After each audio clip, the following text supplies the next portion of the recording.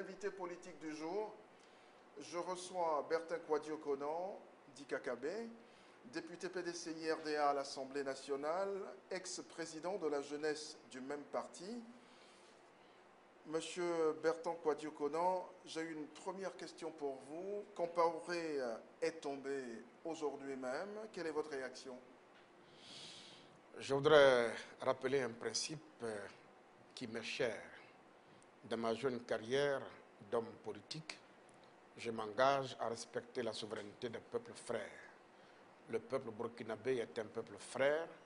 Nous avons presque toute notre histoire et notre vie en commun. On ne peut pas se réjouir de ce qui se passe en ce moment dans ce pays voisin. Même quand on est démocrate. On peut tout simplement demander qu'il ferme assez rapidement cette parenthèse.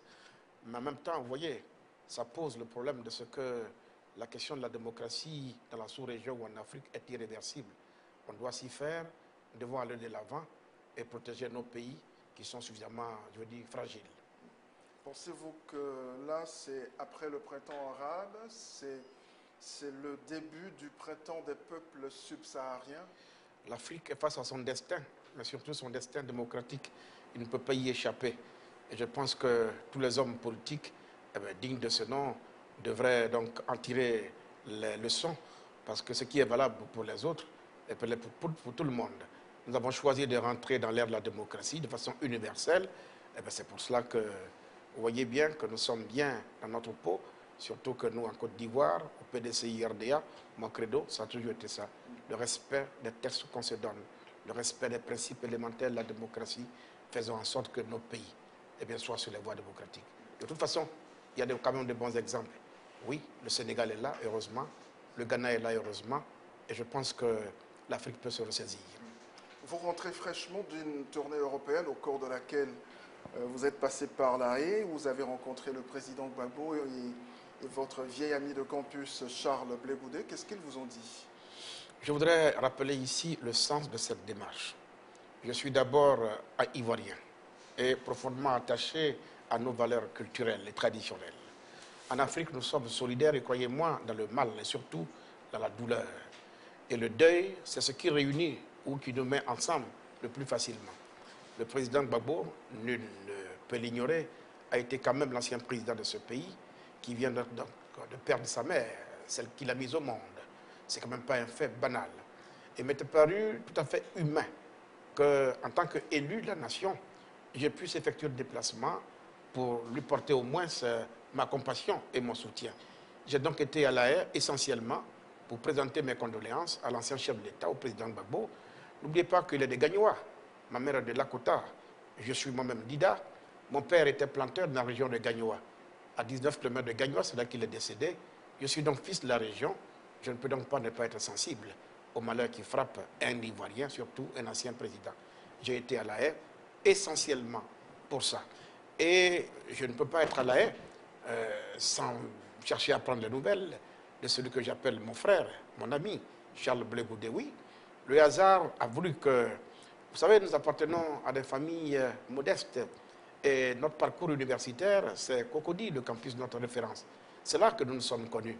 Les gens en parlent souvent, mais ils oublient de citer d'autres noms. Il n'y a pas que Blé Goudé que je connais sur le campus. Eh bien, M. Guillaume Soro, l'actuel président de l'Assemblée, nous nous sommes connus dans cette fournaise. Eux, à la FESI, moi, à la CERAC, nous avons été toujours opposés du point de vue idéologique. Aujourd'hui, ils traversent des moments difficiles. Je ne peux pas aller à La Haye sans m'enquérir de ces nouvelles. J'ai été donc le saluer et nous avons échangé. Mais en même temps, on peut donner une valeur politique à cette visite-là? Non, il ne faut surtout pas lui donner une valeur politique. C'est ce qui est revenu restons dans sur, la presse. Il n'y a que ceux qui veulent le dire qui le disent. Moi, je vous dis que je travaille surtout en harmonie avec ma conscience. Et croyez-moi, je suis militant d'un parti, le PDCI-RDA. Je m'inscris dans tous les actes que je pose dans le droit fil de la pensée du père fondateur, Félix Houphouët-Boigny. N'oubliez pas qu'Houphouët a fait de l'homme ou de sa politique le centre de ses préoccupations. L'homme est au centre de tout. Et quand il s'agit de l'homme, aucun sacrifice n'est grand pour nous. J'ai été la main sur le cœur, compatir. Et croyez-moi, ce n'était pas l'occasion de démarches politiciennes. Mais quelque part, on se souvient, il y a quelques années, Vous étiez pratiquement le tout premier à prédire la CPI à Laurent C'est la Gbagbo. preuve que c'est ça l'attrait, la démocratie. L'adversité, à un moment, nous ne sommes pas des ennemis. J'ai essayé de dire à l'époque ce qu'il fallait dire pour éviter justement d'être dans la situation où nous sommes aujourd'hui. J'aurais bien aimé hein, qu'on m'ait écouté à cette époque. Alors, vous êtes aujourd'hui, quoi qu'on dise, la coqueluche des journaux bleus, donc les journaux, comme on dit, pro-Gbagbo. Étonnant tout de même, non, pour un député de la majorité. Certains n'hésitent plus à vous qualifier, je cite, de traître prêt à pactiser avec le diable pour assouvir une ambition égoïste. Qu'est-ce que vous leur répondez? Je n'ai pas l'âme d'un traître, seulement je suis constant avec moi-même. Il y a 10 ans en arrière, j'étais aussi la coqueluche des journaux proches du RDR. N'oubliez pas qu'aujourd'hui, on me reproche d'être allé à La Haye pour saluer Laurent Gbagbo et Charles Blé Goudé. Mais je révèle ici aux Ivoiriens que j'ai été aussi, au moment où c'était chaud, à Ouagadougou, rencontrer le chef de la rébellion, Guillaume Soro, oui, sur son invitation. Je aussi rappelle que j'ai été mis en prison à Yamoussoukro quand je partais rencontrer Guillaume Soro dans son bastion de Bouaké.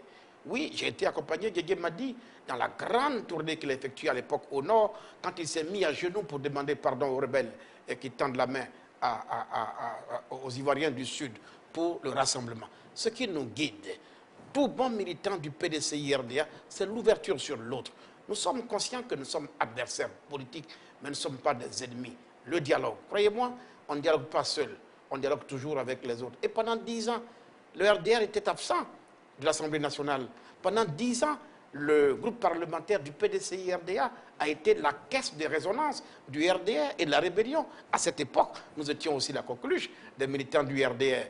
Aujourd'hui, j'estime que c'est M. Gbagbo qui a perdu sa mère, c'est chez lui qu'il faut aller pour compatir.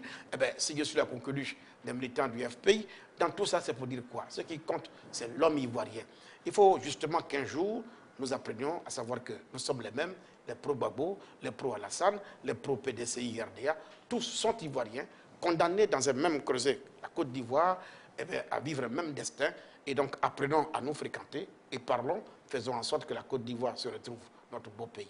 On a tout de même l'impression que pour exister, vous avez besoin en permanence de vivre un tout petit peu quand même dans l'hostilité des gens. Mais non, je ne pense pas seulement que je ne peux pas... Voyez-vous, il y a quand même des bouquins ici qui sont des bouquins de référence. C'est un secret pour personne. On a traité des gens ici de suiveurs. Moi, je ne veux pas être un suiveur. Je suis ma conscience et je veux servir, et je veux servir l'unique intérêt qui vaille, l'intérêt du peuple de Côte d'Ivoire. Et c'est le même intérêt que défend également celui dont vous parlez indirectement, le président Bédié. J'espère, mais n'oubliez pas que le président Oufoué nous a quand même légué le pouvoir avant de partir. Et nous avions tout pour rester encore là où nous sommes, pour rester au pouvoir. Est-ce que finalement, naviguer à contre-courant, naviguer en permanence à contre-courant, est-ce que ça ne pourrait pas s'avérer suicidaire pour vous? J'ai l'impression plutôt que je suis incompris. C'est plutôt les autres qui naviguent à contre-courant. Prenons un cas simple. Quand vous êtes une majorité que vous combattez, vous naviguez à contre-courant. Je ne combats pas la majorité, bien entendu. Voyez-vous, je suis constant et on a commencé par le cas du Burkina Faso tout à l'heure. Que dit notre majorité dont on parle tant? Le RHDP, que je connais bien, personne ne peut m'enseigner le RHDP. Le RHDP a tellement prévu les choses qu'elle a accepté dans son fonctionnement de faire en sorte que les 4 partis qui la composent ou qui le composent aient chacun son candidat au premier tour. C'est ce que je défends. Les autres défendent autre chose que ce qu'on a écrit. C'est eux qui naviguent à contre-courant. Moi, je suis constant dans les règles qu'on se donne et je veux qu'il en soit ainsi. Est-ce que vous serez candidat à la présidentielle? Ce n'est pas impossible, j'y pense, je vous le dis. Vous serez candidat à la présidentielle? Ce n'est pas impossible. J'écoute la voix des Ivoiriens. Je vois leur souffrance. Je me mets à leur place. Je sais qu'ils éprouvent un réel besoin de se remettre ensemble, de rebâtir l'unité, pour renouer avec, si vous voulez, l'union, la discipline et le travail. On a besoin qu'on mette les Ivoiriens au travail. On a besoin de les remettre ensemble, qu'ils soient unis à nouveau. Il y a tellement de défis qui nous attendent. Et vous pensez, vous allez vous présenter donc contre le président Ouattara? Il ne s'agit pas de me présenter contre quelqu'un. Si je devais le faire un jour, ce serait justement pour aller justement défendre les valeurs qui sont les nôtres et porter un projet devant le peuple de Côte d'Ivoire, non pas contre un individu. Je crois que ce serait manquer d'ambition. Vous croyez en vos chances? Il n'y a pas de raison qu'on ne croit pas en ses chances. en l'état actuel des choses. Mais une élection présidentielle, c'est une rencontre d'une personne, d'une personnalité avec le peuple, mais c'est également toute une machine électorale à mettre en place. Qu'est-ce que vous en avez les moyens?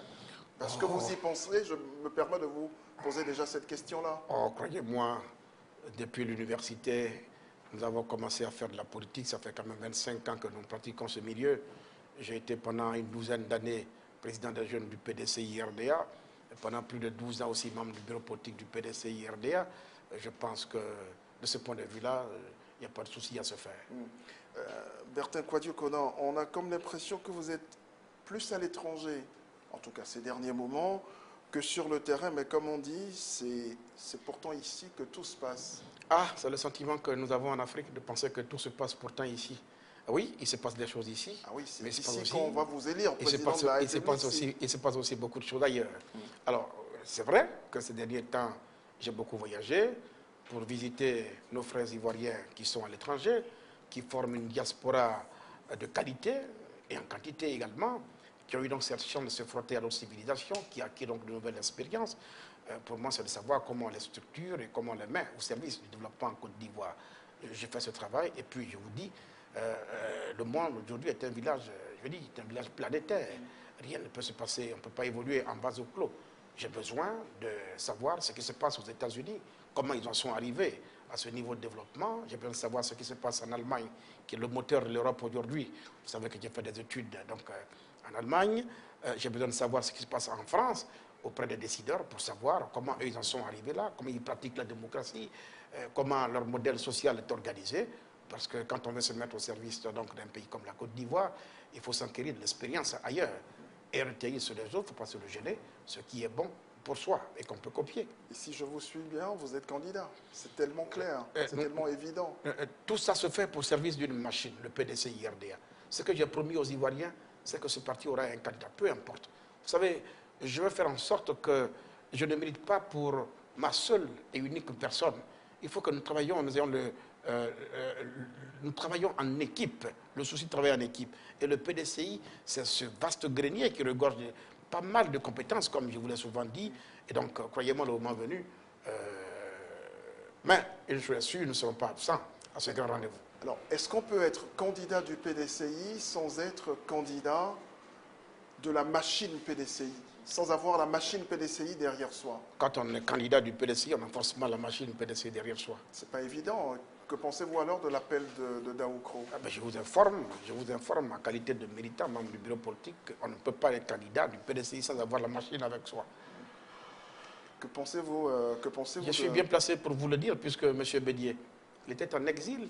C'est moi, c'est mes amis et moi qui avons bataillé pour que M. Bédier, de l'exil, reste candidat du PDCI-RDA. Il avait la machine avec lui. Nous irons à une convention. Les militants vont décider, dans leur grande majorité, si oui ou non, ils doivent avoir un candidat.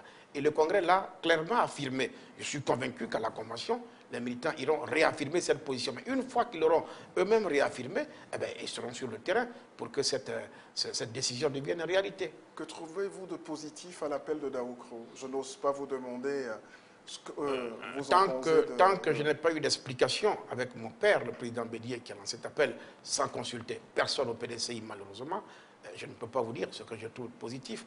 Alors, jusqu'à ce que mon père me reçoive et qu'il me convainc des avantages qu'il y a dans ce sens, pour l'instant, voilà. Qu'est-ce qu'il fait que depuis il ne vous a pas reçu?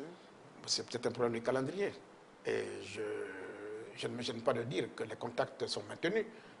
Nous avons déjà 2 contacts physiques avec le numéro 2 du parti, le secrétaire exécutif, le professeur Kakogi Kawe. Et je pense que dans les prochains jours, c'est possible que le président du parti et nous voyons. Et si l'on vous demandait ce qui reste en fait de vos relations avec le président Ouattara? Le président Ouattara, il a été mon candidat au 2e tour des élections présidentielles de 2010. J'ai trouvé des qualités en l'homme, j'ai fait sa campagne, il est devenu président de la République. J'avoue que depuis, on ne s'est pas revu. Il est militant du RDR, je suis militant du PDCI-RDA. Le jeu démocratique veut qu'à un moment donné, chacun s'occupe dans sa chapelle. Donc, finalement, vous ne m'avez pas répondu. L'appel de Daoukro, vous en pensez quoi personnellement, en attendant de rencontrer le président Bédier? L'appel de Daoukro raconte au courant de toute la logique du parti. Nous avons été à un congrès qui a vu M. Bédier succéder à M. Bédier, lui-même à la tête du parti. Lui-même est un acte du Congrès et il est le premier à veiller à l'application stricte des résolutions du Congrès. L'appel de Daoukour, c'est l'appel une de sorte de Daoukour, carence démocratique? je ne dirais même plus loin. Vous voyez bien que le président Bédier, avant de prononcer, de lancer l'appel, a fait un aveu de taille, sans trahir l'esprit. Mais sans trahir l'esprit, l'esprit est pourtant clair. Et ce n'est pas ce qu'il a dit. Donc, quelque part, les militants du PDCI-RDA se sentent trahis. Et je peux vous dire que toutes les tournées qui ont été effectuées sur le terrain l'ont démontré, aucun militant n'y adhère. Est-ce que vous croyez au projet de parti unifié PDCI-RDR? Personnellement, non. Pourquoi? À moins, et là je suis sérieux en le disant, d'inviter nos amis du RDR à rejoindre la maison qu'ils ont librement quittée. Ils étaient tous militants du PDCI-RDA. Ils sont partis pour des raisons qui leur sont propres. Aujourd'hui que nous avons tous senti la nécessité ou le besoin de nous remettre ensemble, le père fondateur, le président Houphouët, avant de mourir, nous a laissé une et une seule maison, le PDCI-RDA. Alors, si nos amis du RDR veulent qu'on reprenne notre marche commune, je les invite officiellement à revenir dans la maison du père fondateur. C'est peut-être un pas important pour la suite des débats. Mais quelque part aussi, les rapports de force ont changé. Et ce n'est pas une question de rapport de force. Mais si tel est que les rapports de force ont changé, mais l'occasion pour que le RDR aille justement en ne comptant que sur ses propres forces et que le PDCI aussi est son candidat. Kouadio Kono Bertin, quel bilan faites-vous de ces 3 premières années de la coalition au pouvoir du RHDP? Je considère que vous faites toujours partie de la majorité. Souffrez que nous fassions le bilan un peu plus tard, parce que chacun a son avis sur la question. Il y a beaucoup de choses qui ont été faites, il y a des choses qui restent à faire. Le président Ouattara souhaite un second mandat pour aller au bout de tout ce qu'il a promis aux Ivoiriens. Si le président ne manque pas d'occasion pour rappeler qu'il faut faire des réglages, ça veut dire clairement qu'il y a un malaise au sein du RHDP. Et ce n'est pas les propos, déclarations de M. Anaki Kobna qui me diront le contraire. Lui qui a dit publiquement qu'il a été frustré. Je vois bien qu'on vient de lui tendre une petite perche. Bon, le RHDP a fonctionné de cette façon-là. En attendant de voir les réglages, on peut donc considérer qu'il y a un malaise qui couvre et que ça n'a pas répondu à l'attente de tout le monde. Vous êtes député à l'Assemblée nationale, mais quelles seront vos prochaines activités en Côte d'Ivoire? Est-ce que vous allez voyager? Est-ce que vous allez rencontrer les militants? Oui, je suis... Les prochains jours, les prochains jours, déjà, nous devons nous retrouver en séminaire à Yamoussoukro. Je serai là, un séminaire de députés. Après, nous allons beaucoup voyager maintenant à l'intérieur du pays, puisque on semble me reprocher le fait d'être beaucoup à l'extérieur. Et oui, je suis d'accord que tout se passe ici. Les militants éprouvent un réel besoin de nous entendre, de nous voir. Je dis bien les Ivoiriens. Et donc, attendons-nous certainement ces derniers temps à nous voir un peu plus près des populations, à l'intérieur du pays, nous mettre à leur écoute pour partager leurs difficultés, leurs misères, écouter aussi leurs desiderata et savoir ce qu'ils veulent, leurs aspirations profondes, pour que nous soyons dignes de nous mettre à leur service. Monsieur Bertin Kouadio Kono, merci d'être passé par chez nous. C'est moi qui vous remercie. Merci.